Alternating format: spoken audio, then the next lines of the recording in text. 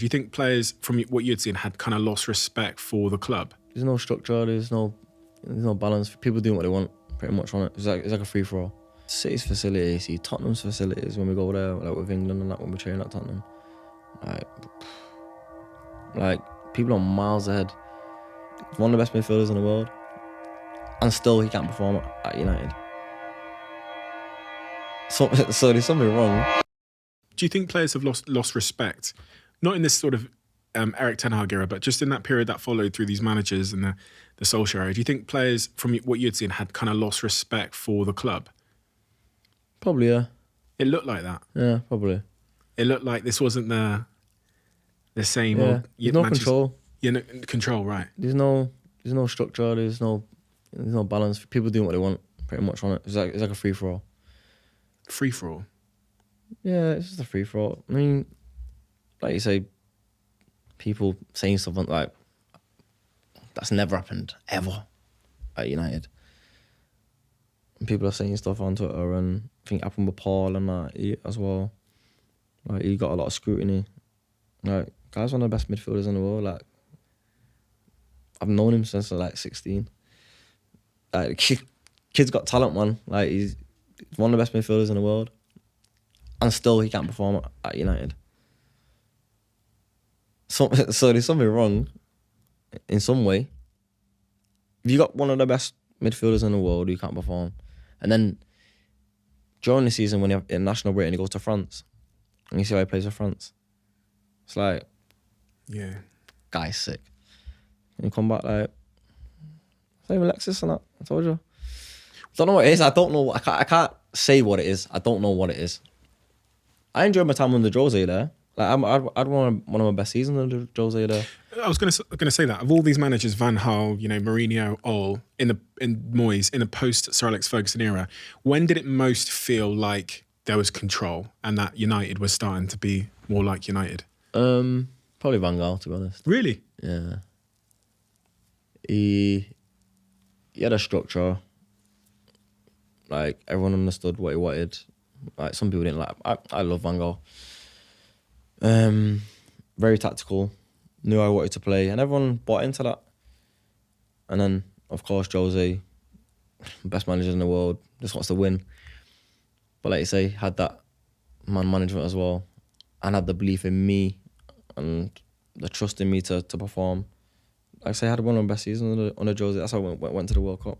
If you could wave a wand, then if I gave you a wand, then I said, okay, in that all era, in that post Alex Ferguson era, do one thing to fix the club's issues, what would you have done? What would that one wish have been? Do you know what it is? I think they're so behind on with everything.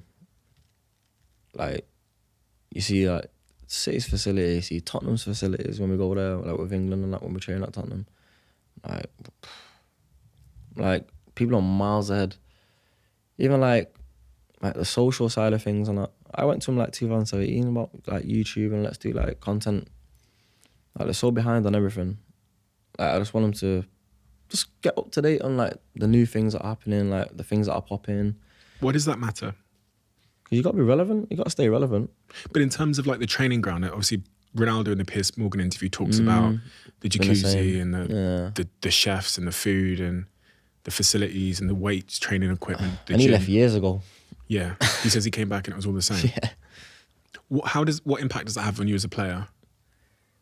You want the best things. You want, especially United's one of the biggest clubs in the world. So, you want the best for the best, and of course you want the best food, and you want the swimming pool and the jacuzzi and the sauna, which it's still there, but just be a bit more modern, modernize, because you see City's facilities and that, and you think just, get up to date, catch up a little bit, because you're way behind at the moment.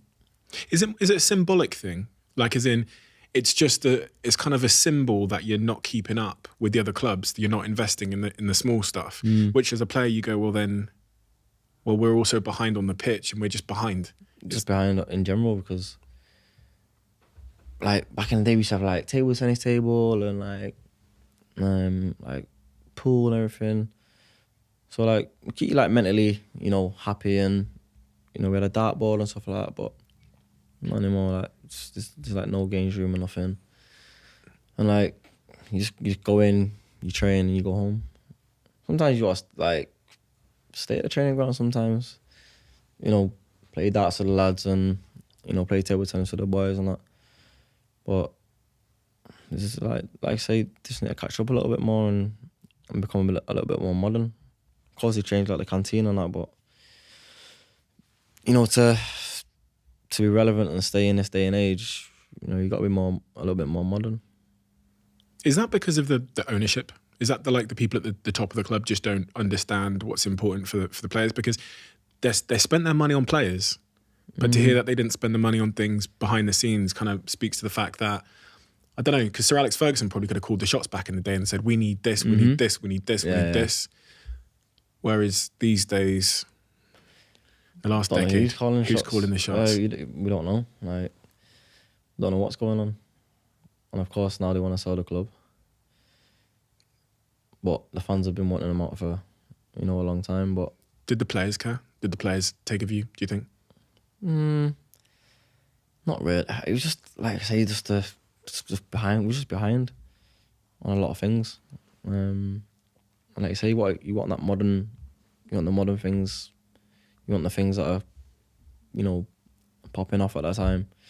But I don't know, like who calls the shots about, you know, changing the training ground and things like that. But like I say, just to catch up a little bit and you see what City are doing and that.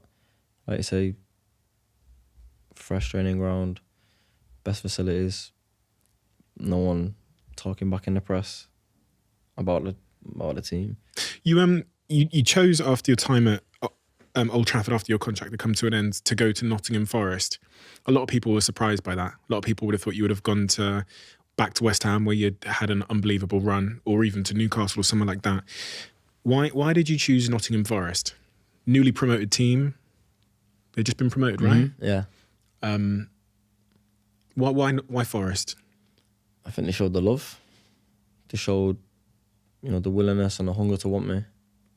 They was gonna fly me here, there, and everywhere to get the deal over the line. Things broke down at West Ham, negotiations, which obviously I can't get into too much. But you know, Nottingham showed the love a lot more than, you know, West Ham. And you know, when you think about it, you know, I've been at West Ham anyway before, and you expect, like, you see what I can do, I see what I've done, so you expect them to be like, yeah, like, you know what, like, we'll show you the love, like this is a contract, blah blah, like, let's negotiate, let's talk. And it weren't like that for some reason.